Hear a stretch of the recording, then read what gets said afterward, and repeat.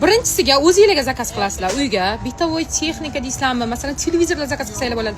Oddiygina kiyimlarni o'zi oilaviy zakaz qilib boshlaganinglardan keyin qarabsizlarki 700 ming so'mga butun oila kiyinyapti. Keyin sekin-sekin qo'ni-qo'shniga taklif qilasizlar. Undan keyin qarindoshlarga ish qilib qarabsizlarki, o'zingizlar sezmagan holda biznesmen bo'lib ketasizlar. Instagram ochasizlar, o'tga qo'yasizlar. Hammasi arzon. Detskiy kiyimlar 3 ming so'm, yo'q, 3 ming demay, 30 ming so'm, 200 ming sotiladigan narsalar 50 ming so'm keladi qizlar. Iminda mana rasmiy ham qo'yilgan. Mani podpischigim mana shunaqa daromadga chiqyapti qizlar. Profil mana shu kanalga yozasizlar, to'liq ma'lumotni olasizlar. Xudo xolasa Xitoyga ketyapti. Xitoydan sizlarga qo'shimcha yana qo'shib ketaveradi qizlar. Qo'shimcha optim joylarni O'zbekistondan turib zakaz qilishni o'rgatib qo'shib ketaveradi. Hamma narsa kiradi qizlar uni ichiga. Bu istoramga ham sig'mas ekan, sig'armikan. Bu istoramga sig'mas ekan. Keyingisida bu yoqda 1 million 700 ming sotilayotgan atr nabor 300 ming so'mga Xitoydan kelishini men sizlarga ko'rsatib beraman hozir.